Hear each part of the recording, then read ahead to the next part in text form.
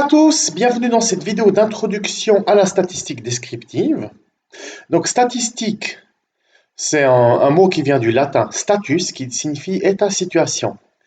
Donc si vous voulez, les toutes premières ébauches de la statistique, donc ça remonte aux recensements qui ont été mis sur pied dès les tout premiers siècles de notre ère, mais c'est qu'au XVIIIe siècle que ça devient une branche scientifique autonome. Donc la statistique, c'est une branche des maths appliquées qui intervient dans beaucoup de domaines, que ce soit l'économie, la médecine, l'agronomie, l'industrie, ou même la psychologie, et j'en passe. Donc en fait, la démarche statistique, on peut la décomposer en 5 étapes. Donc premièrement, il s'agit de définir précisément la population et ce qu'on veut étudier par rapport à cette population. Ensuite, il va s'agir de récolter les données, soit par recensement, soit par échantillonnage. Donc recensement, ça consiste à interroger la population dans son ensemble, et par échantillonnage, c'est juste en partie. Donc, ensuite, une fois que c'est fait, donc on va récolter les données, et il s'agira de les structurer, de les classifier et de les présenter. Donc ça, c'est la statistique descriptive. Ensuite, il s'agira de comparer les résultats avec des modèles théoriques, donc des modèles théoriques issus du calcul des probabilités. Et enfin, il faudra interpréter les résultats et établir des hypothèses en vue de prévision concernant des circonstances analogues, et ça c'est la statistique inférentielle. Mais dans ce chapitre, on va juste faire une introduction à la statistique descriptive en présentant sur la base de 2 exemples illustratifs et récurrents quelques mesures qui caractérisent un ensemble de données. Donc tout d'abord, quelques définitions, et après des exemples. Donc la population, c'est l'ensemble de références sur lequel vont porter les observations. Et puis la taille de la population est désignée par la lettre grand M. Un échantillon, c'est une partie de la population. Parce que quand la population elle est trop grande, on ne va pas forcément interroger tout le monde.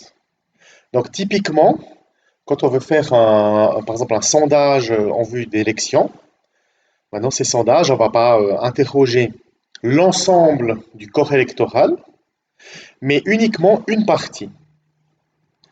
Puis n'importe quelle personne qui fait partie de l'échantillon en question, c'est ce qu'on appelle un individu. Et puis, ce qui nous intéresse par rapport à chaque individu qui constitue l'échantillon ou la population, c'est ce qu'on appelle la variable statistique ou caractère. Les différentes valeurs que peut prendre une variable statistique, c'est ce qu'on appelle les modalités. Le nombre d'individus qui vérifient une modalité, c'est l'effectif. Et la fréquence, donc c'est tout simplement le rapport entre l'effectif et le nombre d'observations. Donc c'est le pourcentage. Enfin, on l'exprime souvent en pourcentage. Une variable statistique, on la désigne souvent par une lettre majuscule, par exemple X et Y, ou même une autre. Et puis l'ensemble des modalités d'une variable statistique, X par exemple, on les appelle X1, X2, X3, etc.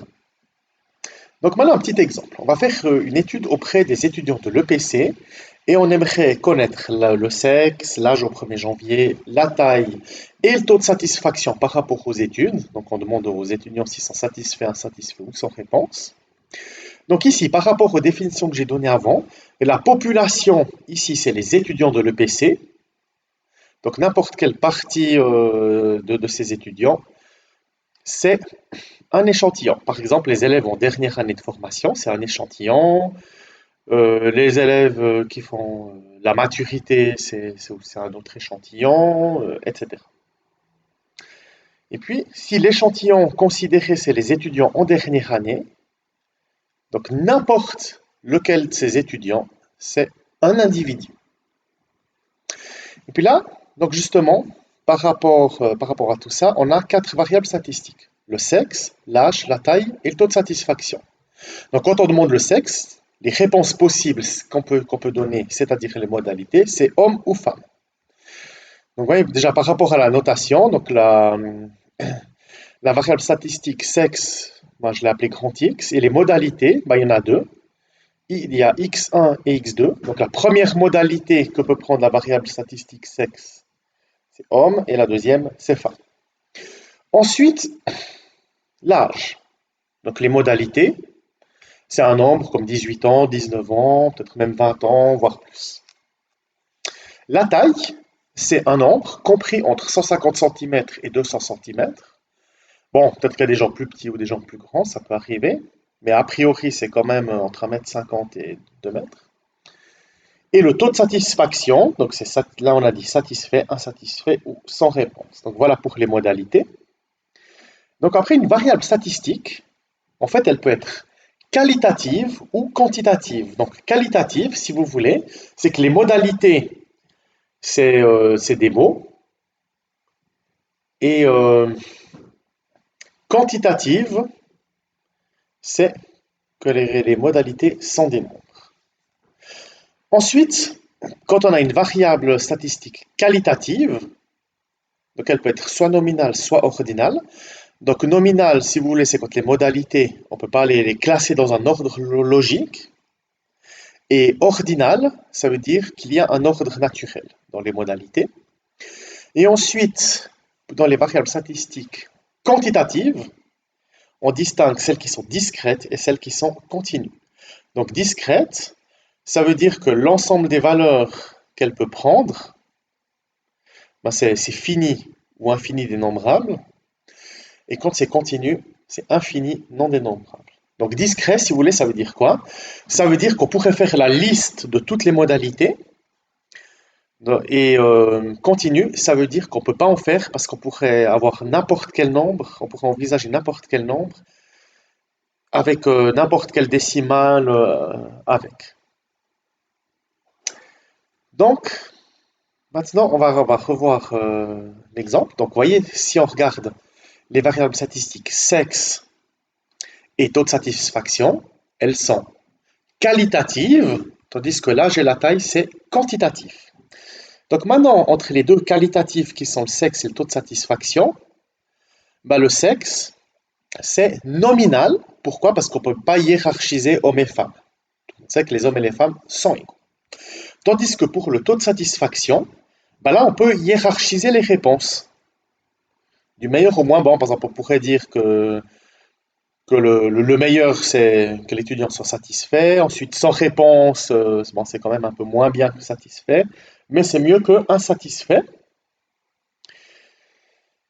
Et par rapport aux deux variables qui sont quantitatives, à savoir l'âge et la taille, donc vous voyez que l'âge, là, on pourrait vraiment faire la liste des âges, donc c'est vraiment des nombres, par exemple 18, 19, 20, mais alors que la taille, en fait, c'est un nombre compris entre 1,50 m et 2 mètres, donc entre 150 cm et 200 cm.